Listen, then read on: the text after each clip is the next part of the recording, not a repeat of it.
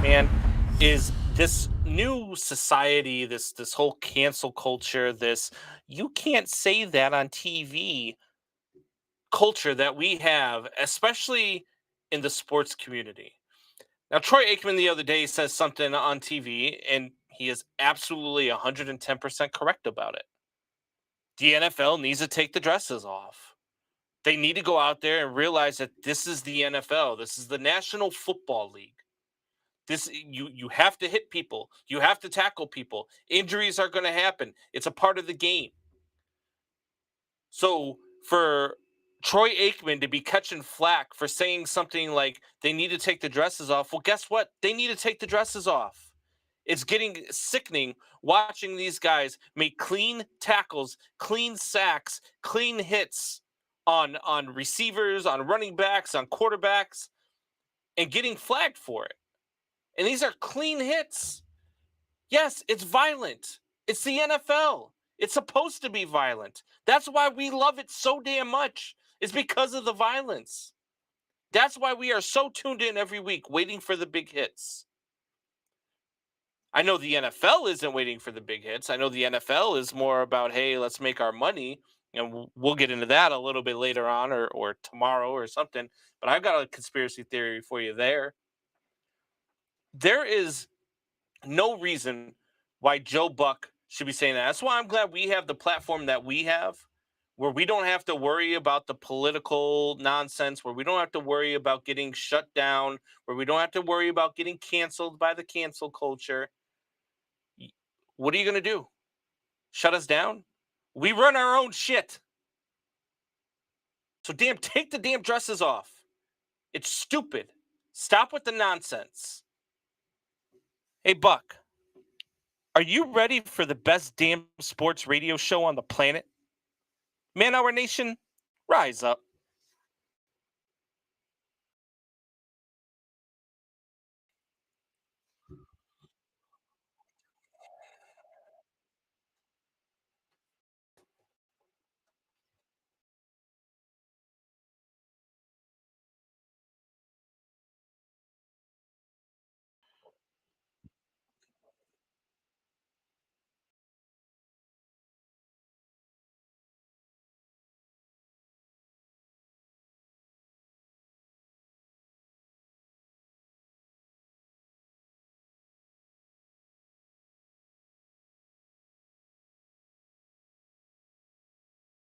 Dog, no LA, we the big spark. No fourth and inches won't cut short. Got the best talking, it's all sports. Buzzing more than buzzer beaters. We coming live all through your speak scope. And what is up, Man Hour Nation? Michael Buckhashi here with the Man Hour. Head over to manhourradio.com. Check out the merchandise page. Of course, check out the blog section as well. Combsy, we got this new freaking shirt in here, man. Look at this thing. Is this not fire or what, man? Got the fire logo happening, man.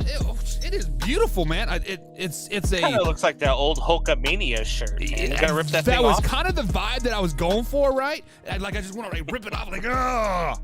But then I realized that I'm old and fat, and I probably couldn't just tear. I'd just stretch the hell out of it. It'd be bad news. So guys, you start saying, "What are you gonna do, brother? Brother." It's all right, brother. It's all right. So guys, we do got a pretty good show for you lined up here. It is Way or No Way Wednesday. We're going to talk a little bit about Odell Beckham Jr., Dak Prescott, Tua, and how great Carson Wentz is better than Matthew Stafford. How that didn't make sense. But anyways, Combsy, welcome to the show. My man Alpha Rob says, what's up, Combs? What's up, Alpha Rob? Welcome back. Look, people are going at my power rankings, Alpha Rob. Yeah, they People don't believe the Buffalo Bills should be above the Philadelphia Eagles. I don't know what you say about that, Alpha Rob, but I think they're crazy. So let me know what you think. Yeah, I concur. Yeah, if you guys have not joined one of our trash talk groups yet, links are in the description. Join those things. Talk, share the content, talk your shit, as they like to say. But Combs, today is October 12th, 2022. Do you know what today is? Today is my grandmother's birthday. Well, happy birthday, Grandma who Combs. passed a couple years back. But it is also coincidentally our birthday. Yeah. This is the first time me and Combs shared the airwaves with Man Hour After Dark. So if you guys flash back to 2020, what was going on in 2020? Like, it was COVID. Hell, I believe this week we had like 7 NFL games on 7 different days, right? It was just an awesome week, and it was a lot of good stuff happening. But Combs, it's kind of been a crazy ride for 2 years, man. Like we've had, we've had Wyatt, we had Tori, we had LeBlanc, all good guys, just, you know. Mm-hmm. But me and you have outlasted everybody else. We've had sports in bubbles. Yeah. We've had comebacks. We've had lockouts. We've had teams walk off of courts in support of political agendas. We've kind of been through it all. Yeah. And in these 2 years, I mean, it's been crazy. The growth of the show, going from just the two of us and LeBlanc, and then having, Tori and Wyatt, and some of the interviews we've had. Bob Picozzi's been on the show. We've had Andrew Romine on the show, former Major League Baseball player. We've had a lot of good interviews. We had, the Mexicutioner out of the UFC. I mean, that was a great interview. You're still freaking starstruck about that, aren't you? That was still probably one of my favorite interviews. When he called out the champ at the end of that interview, I mean, that was amazing. It's been a fun ride, man. I wouldn't have anybody rather have done it with anybody else, man. You've been by my side through a lot, including my most recent, my wedding. Yeah. So I'm happy to be here with you. Yeah, I mean, just to think about this, just like looking back the past 2 years, when you sent me that, for one, I had no idea. I'm sitting there on the pooper, and I'm scrolling back, and I'm scrolling through all our YouTube clips. Like we have like 1,000 YouTube clips on there. Boom, boom, boom. Guys, we are 5 away from 2,000 subs, so hit that subscribe button. So 2,000 subs in 2 years is something to be proud of.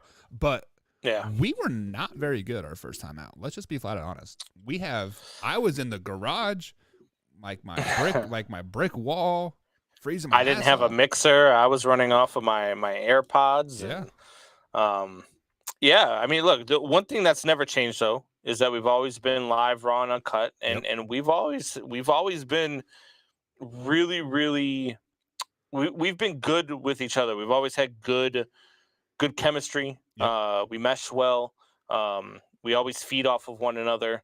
And so it's we've always had great content, and that's the one thing that's remained the same. We've gotten better. Our sound quality has gotten better. Our visual effects have definitely gotten better. Kudos to you on that end of it, because that is all you, by the way. Like, I don't know how to do any of this stuff. Even when I got my mixer, you had to tell me which buttons to push. I had to put you on FaceTime and show you my mixer. That was a good 4-hour project. Yeah. So I mean, look, it's a work in progress. We're still working. We're still grinding. We're still trying to, eventually, hopefully, be able to quit our jobs and do this for a living, which I listen to some of these shows, man, even on local radio, and I'm like, damn, we're way better than these guys. Like, what is going on? Yeah. And so Combs, like this is kind of like the birth of us, but when it was just you and me is like sometime in December, like around Christmas time, right? And then that first weekend of January, we were on local radio as well. So we were doing the show for like 3 months, just grinding. And all of a sudden they're like, "Hey, you guys want to be on the radio?" We're like, "Yeah, sure." I mean, granted, we got in trouble by the FCA a couple times. They threatened us with a couple fines for being live, raw, and uncut. I'm like, "Hey, if you guys don't like it, this is us. We'll just go back to YouTube," and that's what we do. So. Like, we're not changed for nobody. That's the thing. Yeah. You're not gonna get the well, this guy should do this or this guy should do that. No, you're gonna get the truth. You're gonna get honesty. You're not gonna get there's no agendas behind what we say. We say what we feel, and we feel what we say. So that's what you get with us, and that's why we're the best damn sports radio show on the planet. Yeah, and you guys have literally grown with us. I had a tree go through my garage in the middle of a freaking show. That scared the piss out of me. I moved houses. Combs has gotten married, has like 12 kids now. I got 2 boys now. Like, man, it is 12 crazy. kids. Damn, I must have lost like 5 or 6 of them somewhere. Yeah, they're running around the neighborhood somewhere right now. Tijuana. Alpha Roz seems like you 2 knuckleheads have come a long way. We have not really come to long like just like a long way. We've just gained confidence like in ourselves, right? Like we have, like, if you scroll back, we are still the way we are, right? We have not changed at all. It's just we're more polished, right? Like, yeah, and not only that, but I mean, look, our loyal listeners have really brought us a long way. The Alpha Robs, the Drew. Michelle's been there every step of the way. She puts up with us being on the radio and on YouTube. And then what does she do? She goes upstairs and she watches it on her phone. She puts it on her dad's phone, puts it on her mom's phone just to boost the views for us. And, so she's been there every step of the way with us. Cindy supported you through the whole thing. And we've come a long way. We put a lot of time, a lot of energy into this thing. 2 years now. It's real. Like, we're here. We're not going anywhere. Whether we make a living out of this or we just do this to make the 5 of you guys happy. That's what we're gonna keep doing. Yeah, the live viewers aren't up there where we like to be, 1,000 Ranger or like whatever. But you guys love the clips, so we'll keep doing the clips, having good times. I put a lot of extra work in on the backside of things to see you guys, make sure you guys get those things happening. But with all that being said, Combs, over the last 2 years, we have had a lot of different segments. We've kind of dabbled a little bit of here. We've had a little bit of there. Ain't nobody got time for that. Sriracha, right? I mean, it goes on and on and on. What has that been video? Your favorite? That ain't nobody got time for that video. Has got to be probably one of the best. That was all ever. Nana. Like, Nana definitely is like, hey, how about you guys ain't nobody got time for that? I'm like, you know what? I got a perfect video for it. So, dude, it was awesome. I don't have it on this computer actually, so I have to upload it on here. I think my favorite was probably when we did the 2 live draft specials. Yeah, that was fun. I think we've had a lot of great content on there. I think we've had actually a lot of really good takes, a lot of things that people didn't agree with that have actually come to fruition.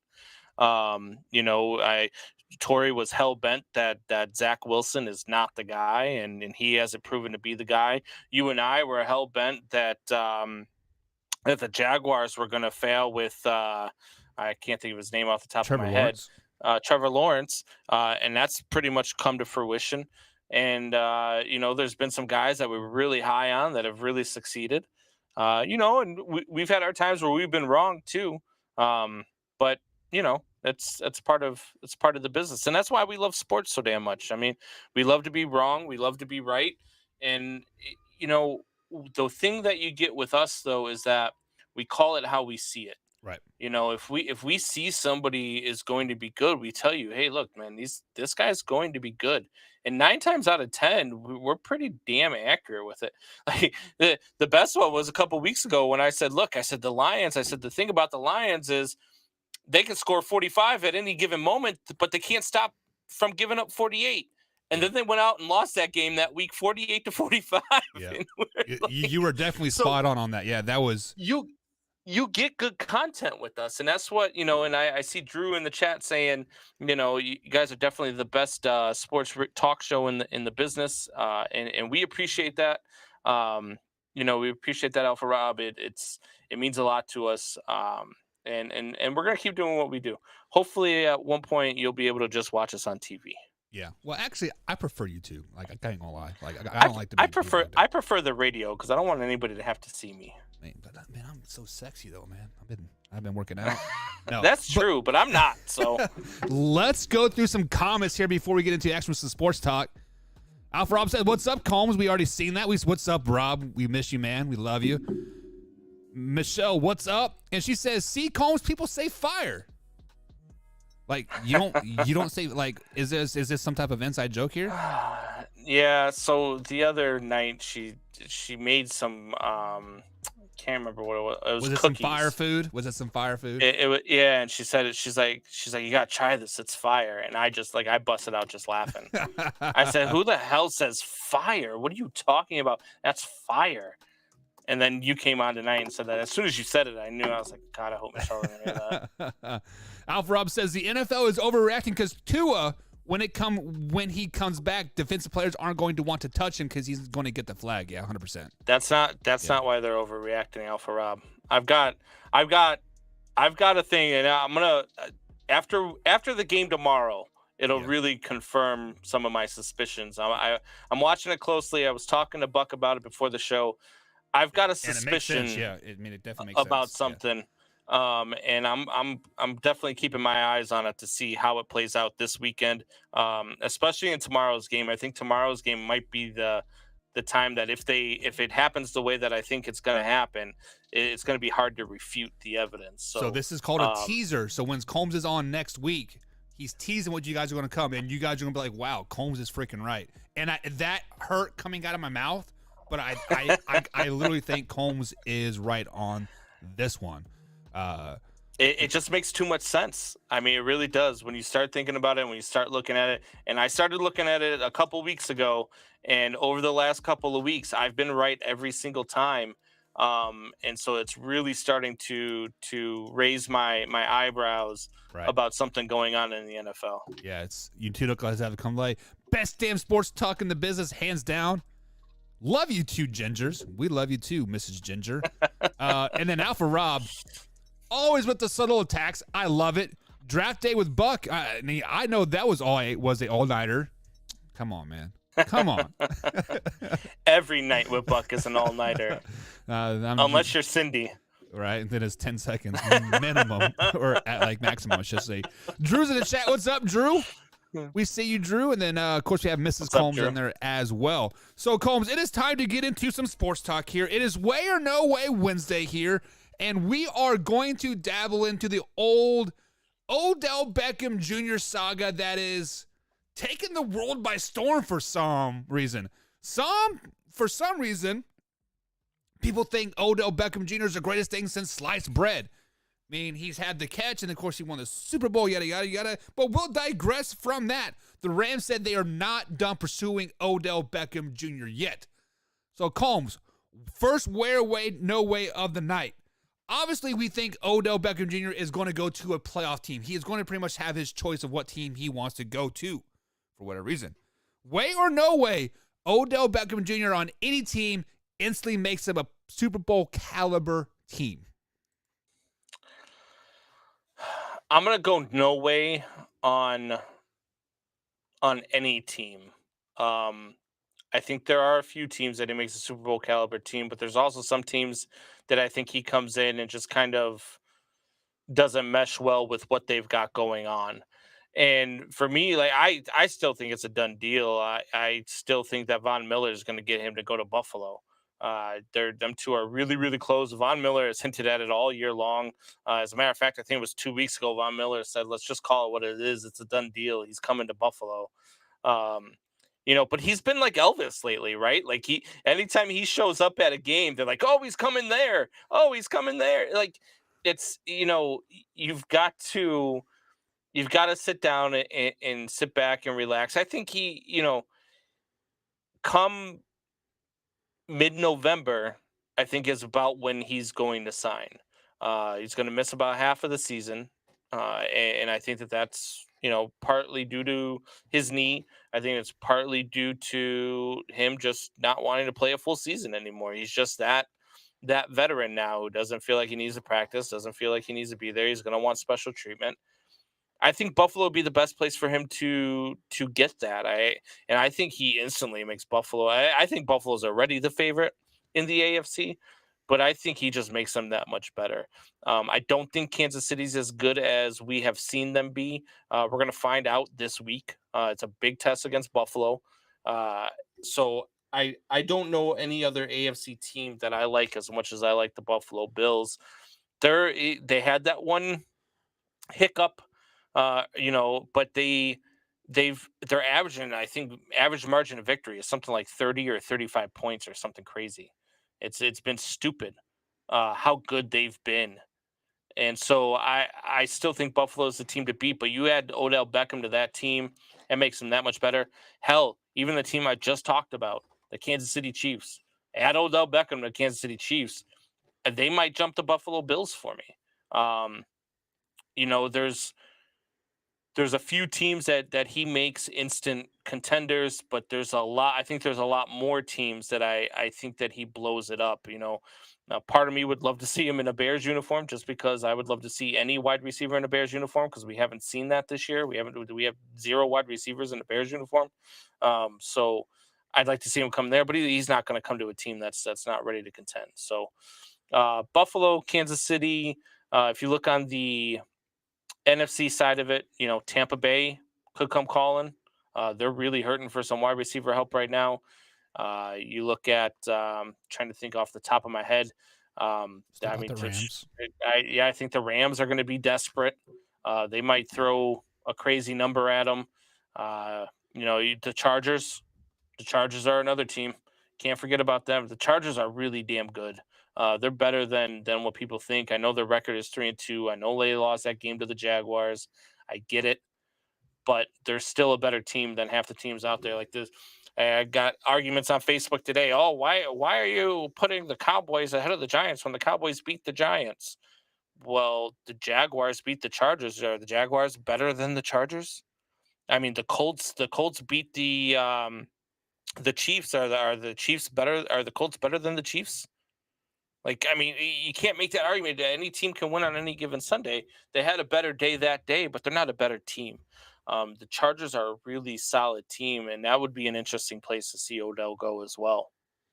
Yeah, so the one thing that comes to mind is just like you said, Odell Beckham Jr. is kind of getting this Elvis treatment, and I really don't know why. I mean, he is not a terrible receiver by any means, but he's definitely not a top 10 receiver by any means, by any stretch of the imagination. We also have to understand that this is his second ACL injury in 3 years, I think it is. So he's torn it twice in 3 years. I think it was the same knee even too, right? Combs said, correct me if I'm wrong on that. But yeah. But Odell Beckham Jr., he is going to have his pretty much pick of the crop. He is going to basically pick the team that he wants to go to, and then, possibly compete for a Super Bowl. So to say that he makes any team an instant Super Bowl contender, I'm going to have to go with Way on this, because that team is probably already going to be pretty close there. They're going to be this guy away or this guy away or a bounce this way away. And he was just spotted at the New York Giants, Combs. So you just talked about the New York Giants of I think you had them at number 6 in your power rankings, if I'm not mistaken. They have a wide receiver that instantly that happened to go down with the ACL injury last week, right? What happened when Odell Beckham Jr. replaced a guy that tore his ACL in Robert Woods in the Rams last season in mid-season? Odell Beckham Jr. is supposed to come back around November-ish, December-ish. You suggesting a reunion with the Giants, Buck? I am suggesting that makes sense. I am suggesting that he is familiar with the Giants. I didn't even think of that. That thing. They did have a receiver just go down in Kenny Galladay, which is their guy, right? And I mean, he is like a god there. So why not do your Elvis treatment in New York? So I'm going to say Way, he does make a team a Super Bowl contender. So I guess by default, am I passively saying that the New York Giants are a Super Bowl caliber team? You add Odell Beckham Jr. and they're a Super Bowl favorite. I don't know. They're playing good ball. Shit. And right now, look, they also got the Coach of the Year right now, right? Is anybody above Brian Dable for Coach of the Year right now that you can think of? Freaking brick wall for that guy. The way he celebrated after that win over the Packers. Put me in, Coach. Damn. I don't blame it. People don't realize how big of a victory that is. Look, I've said all year I think the Packers are going to have a down year. I don't think that they're going to be a 9 or 10 win team. But to go overseas like that, fall down the way that you guys fell down early. The Packers were running all over them. And to come back and win that game in London is just a wake up sign, and that's a statement win, man. That is a real statement win. Now, if you go out this week, and I can't remember who they got. They got a big game again this week. It's not Dallas. Dallas has Philly. Who, the But Giants? they've got a big, yeah, they got a big game this week, and I can't remember who they play. I haven't done But week if 6 they win, breakdown at all yet. Yeah.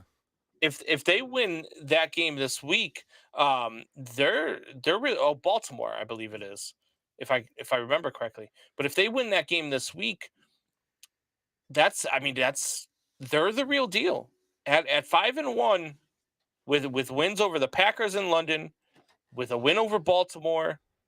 I mean, you're making statements there. Yeah, definitely. I mean, so guys, we see your comments in the chat, and I'll get to them momentarily. But let me ask you this, Combs, because you said that the Giants kind of have good wins, right? The Packers, they play the Ravens this week. They did lose to the Cowboys earlier in the year, right?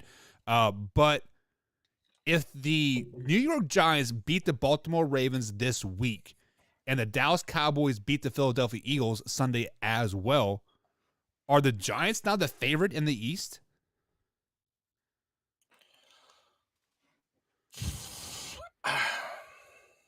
Man, you know,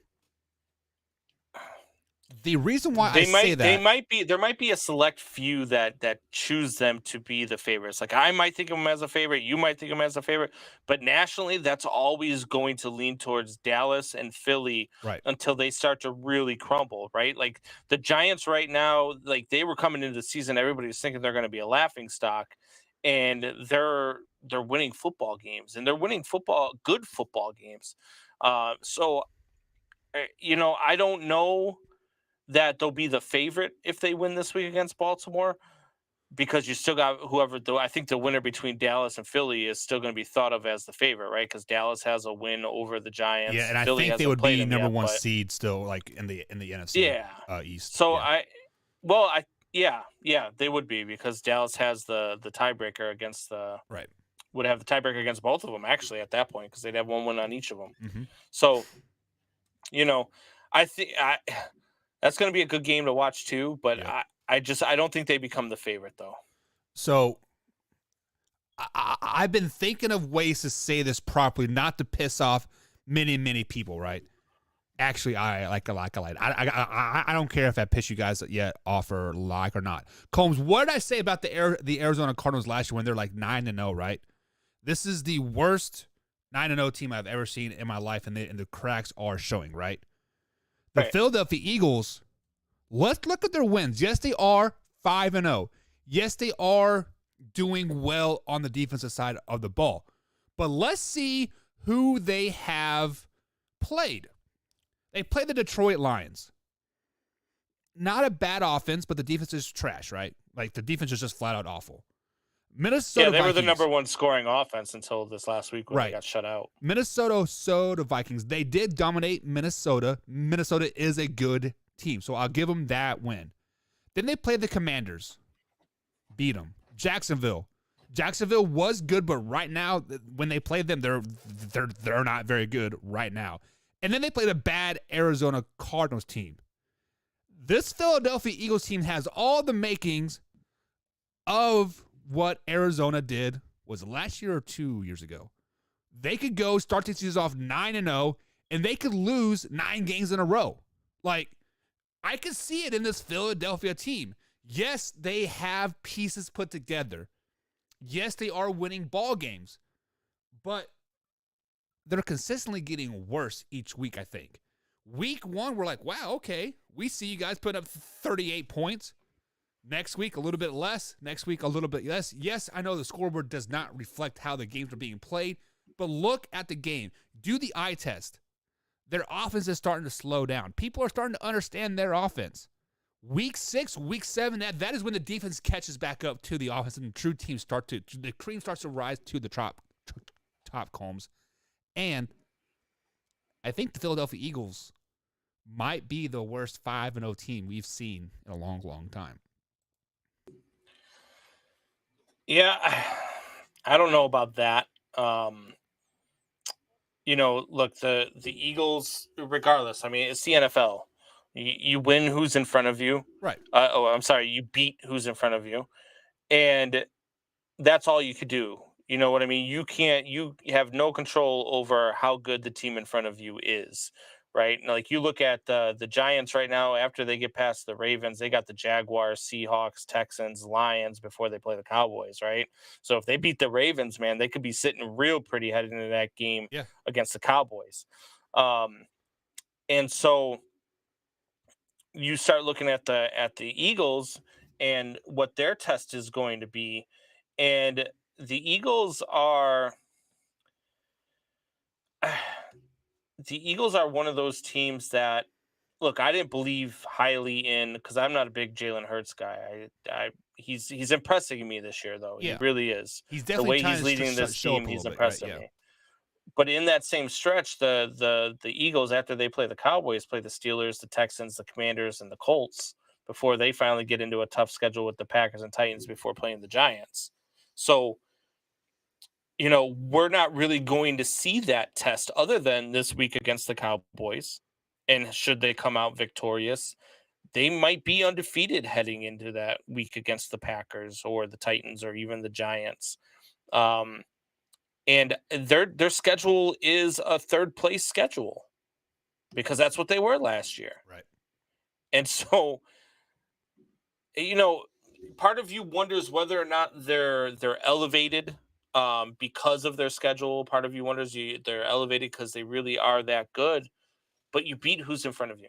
And that's all we can go by. What was it last year? I think the Cardinals were 7-0 before losing DeAndre Hopkins, and then they lost a game, and then I think they finished out like 12-5 or something. Yeah, before they flamed out in the playoffs. But they were playing a pretty tough schedule, so that's why we were impressed. Well, I was impressed with them last year. You kept on the bandwagon that they weren't that good. I was impressed because they were beating top tier teams. They weren't beating bottom feeders. So it's a reasonable question to ask what's going on with the Eagles. Are they real? Are they for real? Or are they pretenders? But I mean, look, 5-0 is hard to do in this league. 6-0, 7-0, 8-0. It only gets harder from here. And the longer you stay undefeated, the more teams, when they come in, not that they don't already want to beat you, but the more they're going to want to beat you. Yep, target on your back. And they're going to want to be that first team to take you down. So it's only going to get tougher for the Eagles, but they've been impressive so far. Yeah, you're exactly right. So let's get into some comments here. Alpha Rob says, I know Von Miller said it's a done deal, but the Bills really don't need Odell Beckham Jr., but he will get the defensive attention.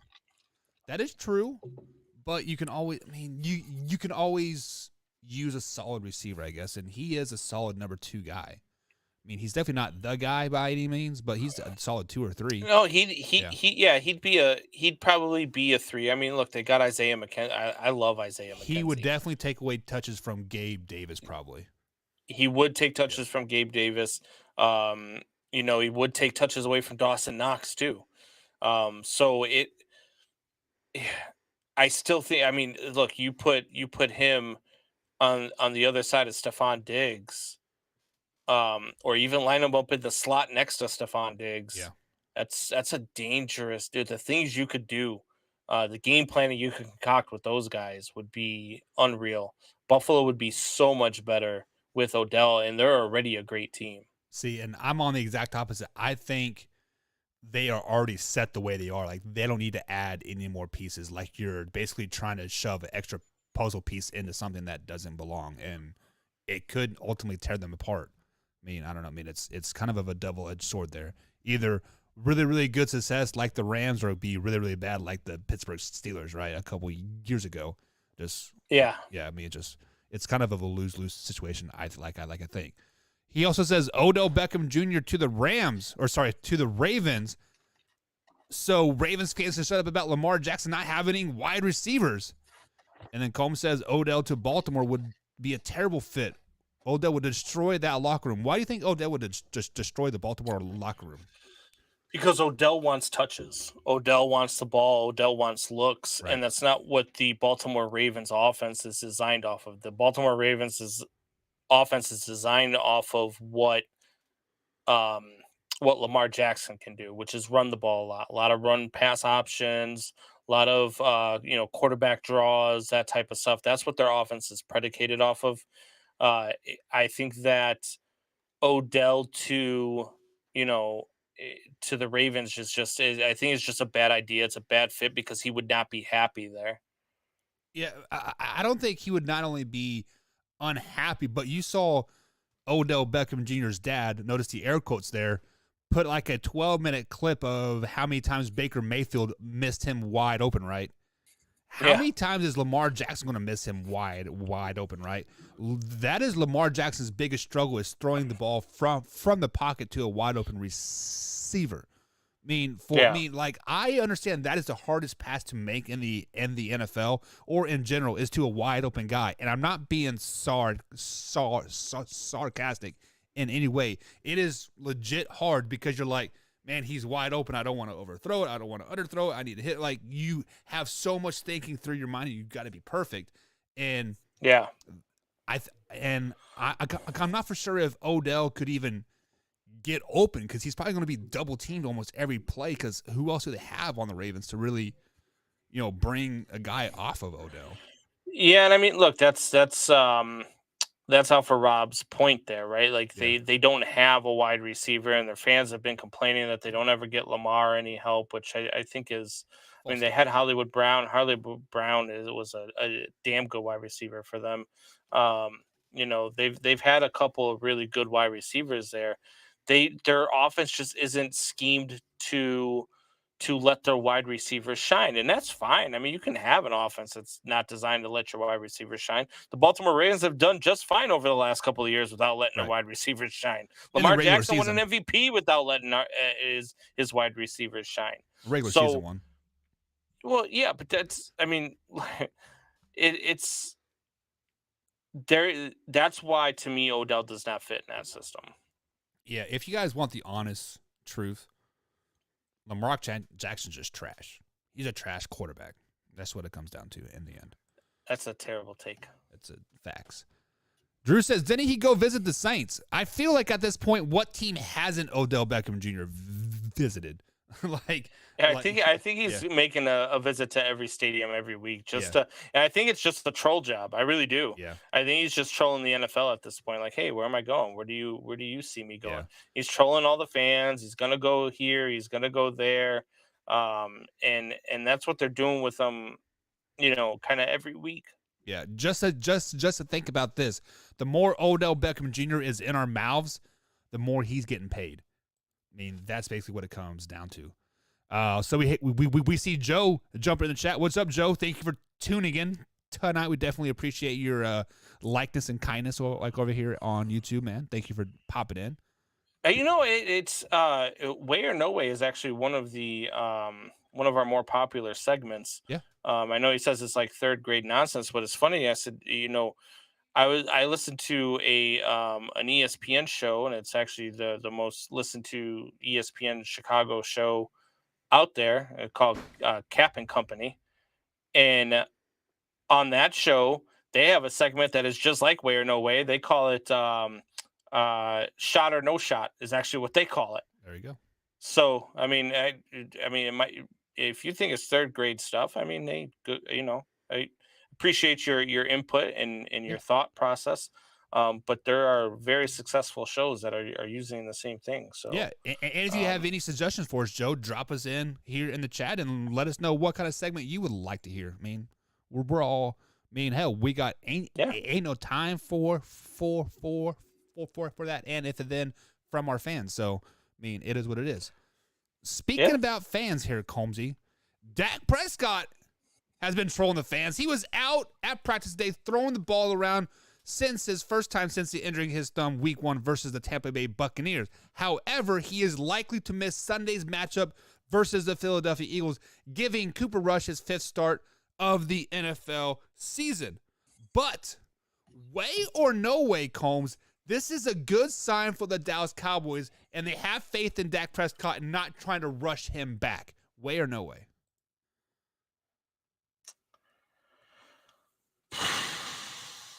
This This is a Wayne G special right here, right? This is kind of way, kind of no way. This is one of those because it's like it's good that Cooper Rush is playing well enough that you can let Dak heal to 100%, right? Like that's a huge benefit for the Cowboys to have. Um, but it's a no way because look, Cooper Rush has been playing phenomenal. He's playing out of this world. He's gotten to a point where he's going to be a starting quarterback in this league next year for somebody, right?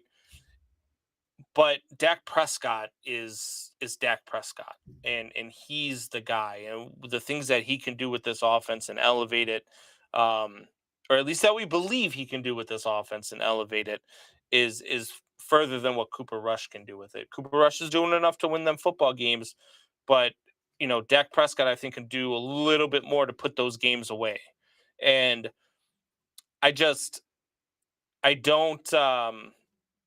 I don't subscribe to the notion that it's good that just sit Dak for the rest of the year because unless he's not healthy, that's not something that you want. You don't want to be running the rest of your year with Cooper Rush. I don't believe, but you want Dak to be able to get 100% healthy, and the fact that you have that opportunity, that's a huge benefit for the Dallas Cowboys. Yeah, I mean, and just to add to the factor, the reason why I think it is a way and is good for the Dallas Cowboys franchise as a whole, because I feel like earlier they were kind of like wanting to rush Dak back. Rush it because it was like the second week, they're like, oh, we need Dak back. We need Dak back. Luckily, Cooper Rush has been playing well. And like what Drew says, keep Cooper in there. Yeah, keep him in there as long as he is winning games. Why not keep him in there? But when we rush players back, because let's just be flat out honest, Combs, the healthiest week in the NFL is the weekend after the draft. After the draft, you got aches and pains for the rest of the season, so you will never truly be 100%. So say if Dak's says he's 80%, he's actually probably only 60% because that thumb hurts, his shoulder hurts, he has a cramp in his leg. Like he is just not ready. And the way the Dallas Cowboys defense is playing right now, you can literally put any quarterback in there and they're probably going to be successful, right? Cooper Rush threw for 100 yards last game. They let Zeke eat, they let Tony Pollard eat, and that defense ate even more. That is a recipe for success in December and in January and February, and that's when you ultimately want to win. That is ultimately when you want your $100 million quarterback back. I don't care about wins in September. I really don't care about wins in October. Give me November, December, January wins, and that's when Dak Prescott is going to earn the money and earn the respect for us and probably jump into that top 5 quarterback category this season because he has learned that he does not have to throw the ball into triple coverage. He does not have to throw the ball into, to win games. That defense is excelling, and that is basically what the Dallas Cowboys need. Is they need Dak Prescott to go back to his first year when he was just a game manager. He was not trying to put the team on his back. He wasn't trying to win these games. Mike McCarthy wasn't trying to throw the ball 50, 60 times a game. Let Zeke eat, $100 million man himself, right? Let Tony Pollard eat, $5 million man. Let the defense eat, let the running backs eat, let just Dak kind of hand the ball off. So this is a good sign for the Dallas Cowboys because they know they're going to be playing well into January. Yeah, look, they are going to be playing into January. They're a good team. I thought that maybe they were in a bit of trouble once Dak Prescott went down, but Cooper Rush has come down and he's held down the fort. He's carried this team through, and that's what you want. That's why you have a good backup quarterback, and that a backup quarterback that you believe in, and that's what every team wishes they had a Cooper Rush, right? So, I agree. But it's one of those where it's good that they can get him healthy. It's good that they have the opportunity, is sitting there at 4-1. They have an opportunity to, dude, if he goes in and beats the Eagles, I mean, there might be a team that comes calling for him next week. for Cooper Rush. You know what I mean? Like they might come a calling for the trade market before. I think it got like a month until the trade deadline. Yeah, I think it's around Thanksgiving time. Yep. Yeah. So I mean, look, everybody's talking about Carolina having a fire sale. I mean, there might be. I mean, if you're Denver, are you hot on the phone trying to call and get Cooper Rush over there? No, they just spent $240 million on groceries. Come on, man. They should have paid $240 million for their punter because they're going to use him a lot more than they use their quarterback. So Alpha Rob says Cooper Rush gives me Jimmy G vibes. So when I read this, I think this as a compliment. When Jimmy G plays, he goes to the freaking championship games. So are you saying that Cooper Rush is a championship game managing quarterback? You know who else is that, Combs? Tom Brady was that. Alex Smith was that. Jimmy G is that. Jimmy G's 3-1 since he came back with San Francisco. So Alpha Rob, give me a little bit more context of that. Like, Cooper Rush give you Jimmy G vibes. Like, is that successful? Or is that kind of like a derogatory term? How do you take that as, Combs? No, I take it as a compliment too. Look, I like Jimmy G. Jimmy G wins, and that's what he does. And so I think that's a huge compliment for Cooper Rush. Yeah. So I mean, I take that as a great thing. So Joe said he was making steak and tater tots. That's kind of a weird mixture, but okay. See, he said he only watched for 43 seconds, right? And then when you came on, he went out and you logged back in. I mean, that's what matters. So we appreciate you giving us the time and the listen. So appreciate that, Joe. My man Trent Mason's in the chat. What's up, Trent? And he says Cooper held down the fort, maybe better than Dak would have. Ooh. So let me talk about this real quick. Dak going down has kind of been a blessing in disguise for the Dallas Cowboys, because let's say Dak Prescott did play against the Bucks and all those other teams. It is historically that Mike McCarthy wants to throw the ball 50, 60, 70, 80 times a game. If he had an opportunity, he would throw the ball 100% of the time. This has gotten Mike McCarthy out of his comfort zone, running the ball, and he coaches the best when he's not underneath pressure to succeed, because they were expected to lose all those games. So now that the confidence is with the team and with his coaching staff, maybe this is probably better for Dak in the end. I mean, Cooper Rush has played 5 games. He's thrown the ball, I think it's something like 70, 72 times. So it's on average about 15 times a game. Dak was closer to, I think, 25.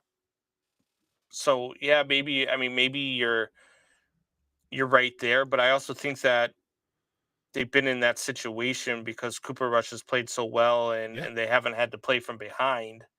I don't know if I necessarily agree that he's held down the fort better than Dak would have, because I think that Dak would be 4-1 right now too.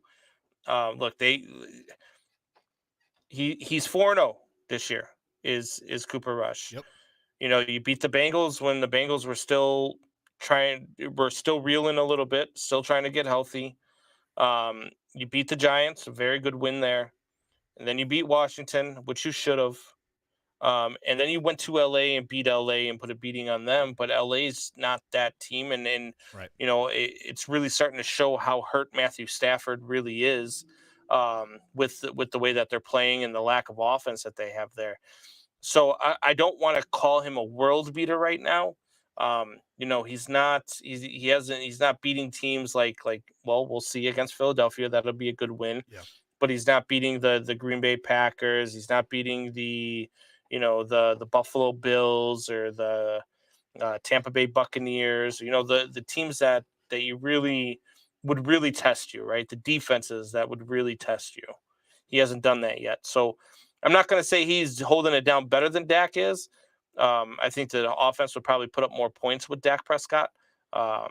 So I can't really go there with Trent, but I do get I get the argument. I really do, especially from Cowboys fans, Yeah, and I mean, use Zeke. You paid him $103 million, right? Use him and abuse him for the next 3 or 4 years. Excuse me. Ooh, that was gross.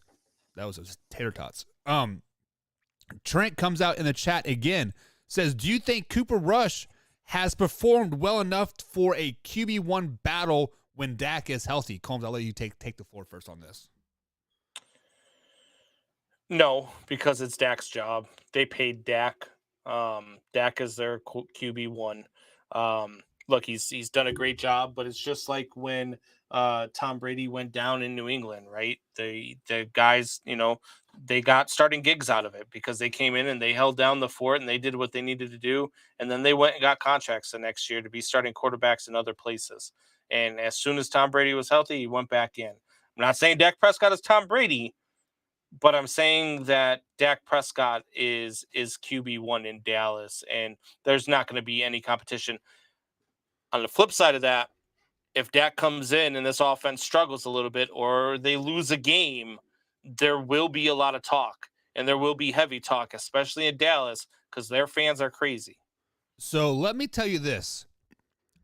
The owner, Jerry Jones, wants a quarterback controversy because this will keep the Dallas Cowboys in our mouths over and over and over, and sex sells at the end of the day, and a quarterback controversy is sexy. But my man Taylor Heinicke said it best when they signed Carson Wentz to the Washington Commanders. They're paying Carson Wentz $17 million, and they're paying me $2 million. They're not going to sit $17 million on the bench. I am a backup, and I understand that. They're paying Dak Prescott $45 million this season. They're paying Cooper Rush $1.3. They are not going to have $45 million sitting on the like on the bench. Let's just be flat out honest about that. Now, Jerry Jones will lead you to assume there is a quarterback controversy. The fans will buy into that and eat it up like they always do. But at the end of the day, it's Dak Prescott's job when he wants it back. Like there's no quarterback controversy whatsoever. Even if he plays bad, we will chalk it up to it's just rust. They'll come back, yada yada yada. I mean, it is Dak Prescott until he gets traded. Yeah, and I see Alpha Robs. Yeah, he says Dak as Cooper Rush had to play from behind yet. I don't think he has. No, he said he hasn't. Yeah, I don't. Yeah, so that's another good point. Is he's never had to air it out to come from behind. He's never had to. You don't know what you have when you get into that situation. Now, you might get into that situation. Is it Sunday night game or Monday? Sunday night game, 8:20 East Coast time. Sunday night game. So, yeah, I mean, you're going to find out Sunday night because, look, if any team can jump on them and get ahead, it's going to be the Eagles. I think that defense presents a big problem for Cooper Rush. Right.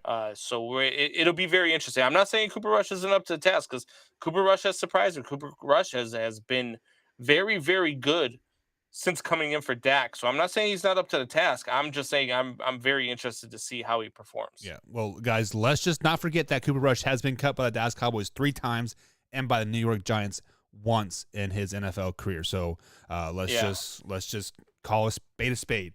Moving on here to the Tua saga down in Miami.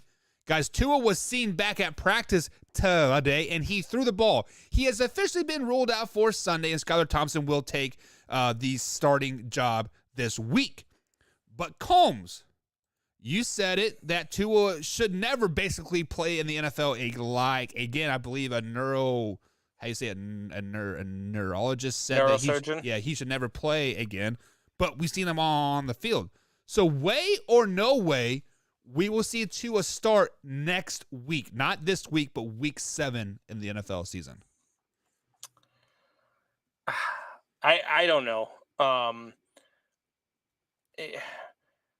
don't think so. I think it's going to be out for at least 2 or 3 more weeks, especially with that injury that he had and how severe it was. Again, for his health, I hope he doesn't play ever again. I mean, I know I heard somewhere today he's listed as 6'1" on the Dolphins depth chart. He's 6'1". Tua is no bigger than 5'5". I don't care. Hey, you're not going to get me to believe that Tua is 6-1. And I don't want to see him get hurt. It's going to be hard to watch Dolphins games when Tua is the quarterback, not because he can't play, but because I don't want to see anybody die on live TV. And so that being said, I want to see him play if their only other option is Skylar, because I'm going to have to listen to you week in and week out about Skylar being a K-State guy, and that's your dude, and you're going to have him number one as quarterback rankings, and you're going to have him all over the place. You're going to be pumping him up. You're going to be saying he's better than Lamar and all this other crap. Yes. So, I stop it. You're going to get crazy with it, so for that fact, I hope Tua does come back next week. Yeah, so looking at their schedule moving forward, this week they're at home versus the Vikings. Next week they're at the Pittsburgh Steelers on Sunday Night Football.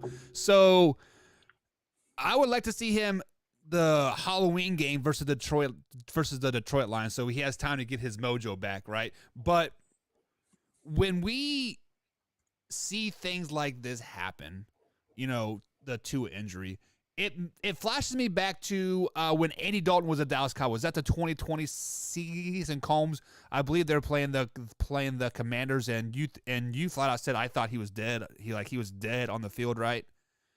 Like on that hit. Andy Dalton missed 5 weeks when he took that concussion. Tua has been out 1 week since he took his concussion.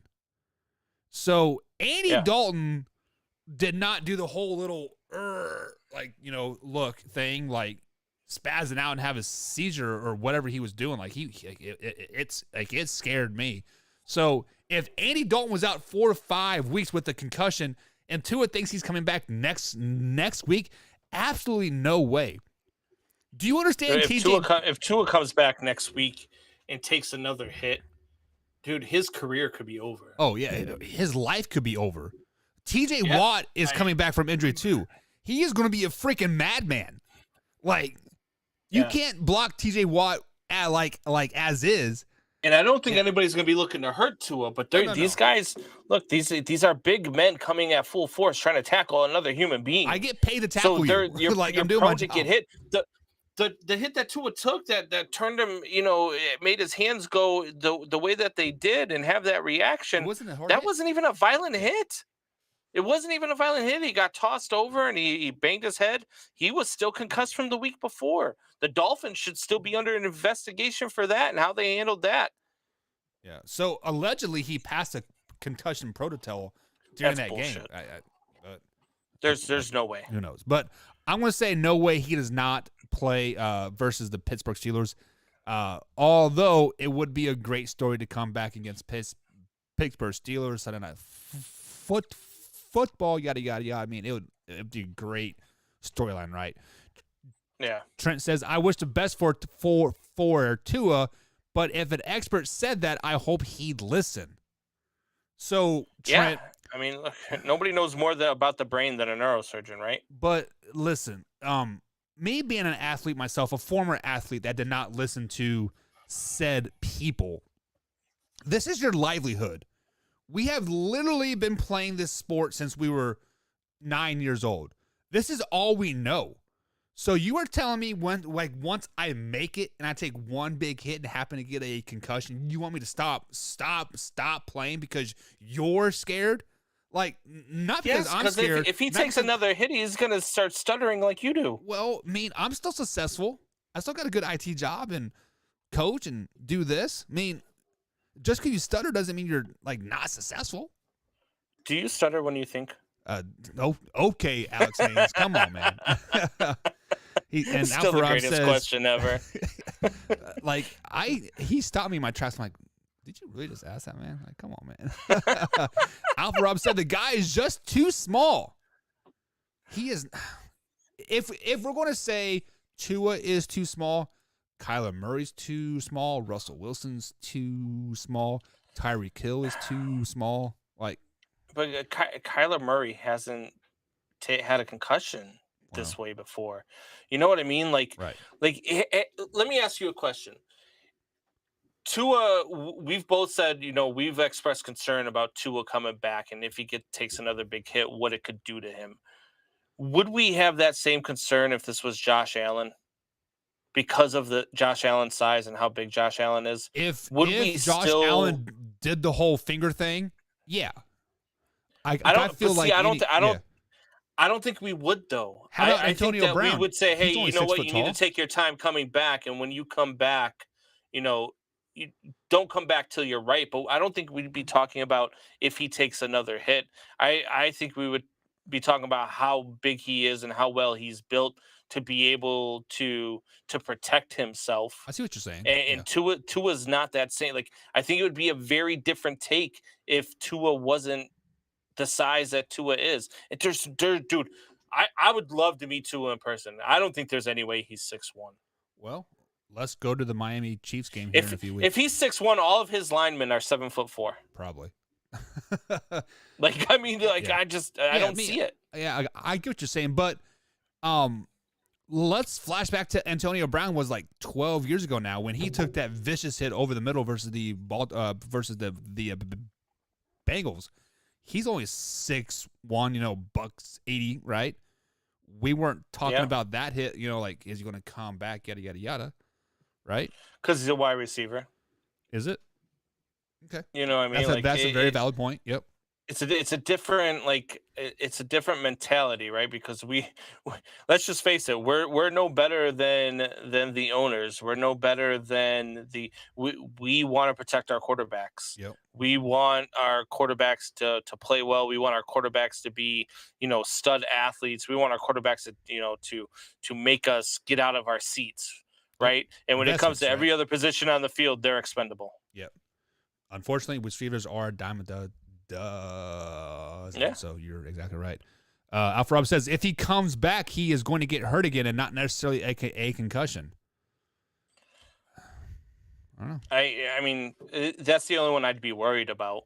Yeah. I mean, if he tears an ACL or LCL or something like that, hey, that's part of the game. That could be a blessing in disguise for him. You come back early. Even if he doesn't come back early, man, I'm still even if he waits 5 or 6 weeks, I'm still scared of what's going to happen when he takes a hit. And you know what the worst part is, Buck? Yeah. I'm going to purposely tune in to see if it happens. Jeez. That's the worst part. Who's not going to tune in to see what happens? Yeah. Just like a car wreck, right? The NFL is going to eat it up. Say he takes 5 weeks. What do you get into? You get into the flex season, right? Where they start flexing games to Sunday night. Yep. They're going to flex that game to a Sunday night. To his comeback, Sunday night special. Yeah. Yeah. I guarantee it. They'll make it a big game. They'll do something. Oh, yeah. It'll be flexed, and it'll be on national TV because people are going to tune in because people are going to want to see what happens. Or they're going to push his comeback to, let's see here, December 18th when they play the Buffalo Bills at Buffalo, to be announced time game. There you go. There With that front seven, man. Trent if there's says, anybody who's going to be looking to take his head off, it's going to be Von Miller. Oh, they're probably best buds. But Trent says no one is just going to walk away. Tua could have the personality where he does not want to say bye until he has to, much like Tom Brady, right? I mean, every NFL athlete has that. There's a reason why they're there because they've never had that say no attitude. They played through injuries. They played through 5 a.m. workouts, like whatever, yada yada yada. So these guys are the best in the world. I don't care people, and that's what it bugs me the most. Like when you got some idiot in the stands or some idiot on his couch who is like, oh, he sucks, he's terrible, and you're like, okay, really? Because even the worst guy on the bench. The worst guy on an NFL bench, the worst quarterback on an NFL bench, the worst backup that you can think of is closer to Tom Brady than we are to them. Yep. You know what I mean? True. So like you can't say I'll say that, he's not good at his job or he's not, you know what I mean? Obviously sometimes in the heat of the moment we'll say, oh, that guy's terrible or whatever the case is. And we might not be wrong. But he's still a billion times better than we'll ever be. Yeah, he is terrible comparatively speaking to his peers. What it comes down Correct. To. So, speaking of being competitively related to their peers, I should say, we talked last night of how bad Carson Wentz is. The NFL came out with their top NFL 32 quarterbacks going into week 6, and Carson Wentz is ranked above Matthew Stafford. Carson Wentz actually comes in at number 14, Combs. Matthew Stafford is coming in at number 18, just behind Russell Wilson and Matt Ryan. So with that being said, way or no way, Carson Wentz is better than Matthew Stafford. No way in hell. Whoever came up with this list was like, I don't know what the hell they were doing, what the hell they were thinking, what the hell they were smoking, what the hell they were drinking. You put Carson Wentz ahead of Matthew Stafford, the Super Bowl champion Matthew Stafford. Now, look, right now, is he playing up to his best? No, because he's injured and that elbow is not as good as it was last year. But just because he's playing injured doesn't mean that Carson Wentz all of a sudden becomes better than him. They're talking right now. His own coach doesn't even think he's the best quarterback in their division. There is no way in hell that you could put Carson Wentz on any list above Matthew Stafford any year. Any year. You cannot put Carson Wentz ahead of Matthew Stafford. Stop it. So, Combs, do you remember at this time last year, actually it was NFL offseason, Carson Wentz gets traded to the Indianapolis Colts. And we sat here and we're talking about top quarterbacks in the NFL. And I told you Carson Wentz is a top 15 quarterback in the NFL. Did I or did I not? Go ahead. You did. You did. Okay. So right now, Carson Wentz is sitting at number 14, week 6 of arguably his worst season to date. 62% passing completion rate, 1,300 yards, 6.6 yards per after, 10 touchdowns to 6 interceptions, 77 rushing yards, and 6 fumbles. Wow. And he is still a top 14 quarterback per NFL.com. Carson Wentz, Combs, don't let this man get hot. He is going to be a top 10 quarterback by the end of the season at this rate. Give this man a beer. He is going to say, hold it. Washington Commanders, get on my back. I'm a top 15 quarterback because we know he is, Combs. He is better than Matthew Stafford. He is better than Russell Wilson. He is better than Daniel Jones. Do I need to go on? Go on, okay. He's better than Jared Goff. Better than Derek Carr right now as well. Better than Ryan Tannehill. Sheesh. At this rate, you might as well just move that man to the top 10. You give the Commanders one win over a good team? Top 5, baby. No. But, yeah. Matthew Stafford right now looks like a shell of himself. I don't know if it's actually just his elbow or if he just isn't that good anymore. Maybe he found the ledge. Maybe he's like, oh, hello there, River. I fell off. Maybe. But right now, Carson Wentz is better than Matthew Stafford. You put Carson Wentz on the Rams, they're winning a lot of games. What's really going on over there in Washington is not a quarterback issue. It's a coaching issue. Ron Rivera needs to freaking find himself or something. I don't know if he needs to get a stripper or what. We were talking about lost mojo last night. Ron Rivera has lost his mojo. That's who's really bad in Washington.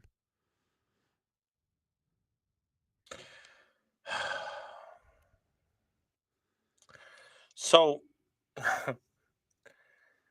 Carson Wentz, who so far this year has a worse completion percentage than Matthew Stafford, has thrown for less yards than Matthew Stafford. He has thrown for more touchdowns than Matthew Stafford. By 3 yards, by the way, Combs. Actually, I take that back. Carson Wentz is for 1,390. Matthew Stafford's 1,323. Okay, so Carson Wentz has thrown just above what Matthew Stafford has. He's thrown more touchdowns than Matthew Stafford. He's thrown one less interception than Matthew Stafford. His yards per game, I believe, is less than Matthew Stafford. His average is less than Matthew Stafford. His completion percentage is way less than Matthew Stafford. They're the exact same. What do you mean they're the exact? 5 points off. 62 to 69. So that's 7 points. Jesus Christ, you're terrible at math too. We're in Okay. second grade. Don't you remember? So his average is worse.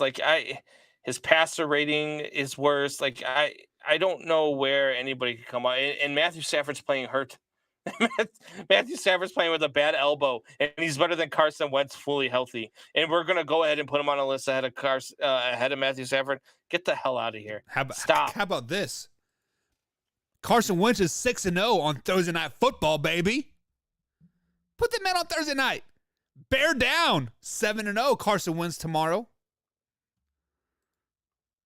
Drew says that's scary. You might be better than the Bears tomorrow. I don't see it because you're not going to be able to. You're going to have to run the ball a lot. The wind's going to be blowing like 20 plus miles an hour. And the Bears' run defense is really good. And have you seen Carson throw the ball? Man, that man the just got Bears to put the thrive ball at up, running the ball, throw it to the second row, let the wind take it over, put it in Scary Carrie's hands, and boom, baby. All right, we'll see. Drew says, "Keep drinking, Buck." It's sober October or something. Have you heard about that, Combs? Like sober October or something? Nope. I don't know. Carson Wentz has 14 touchdowns and 2 interceptions on Thursday night. My man. Shake my damn head, says Drew. Shake, shake, shake, shake, shake. Have you seen my worm? Yeah. Have you seen my baseball? For those of you that have been looking for the Man Hour Chicago show, it was going to start it this week, but I'm working on a co-host, a local guy who has a lot of ties in the community, who has actually been a pitching coach for D1 for quite a few years. So I'm working on having a co-host, hopeful to start it out this weekend. If not, I'll probably do a solo show. But Man Hour, truth about Chicago sports. I'm looking forward to it. It's coming. Are you looking forward? We're ready. Don't say that. Are you looking forward to those orange jerseys tomorrow night, Combs?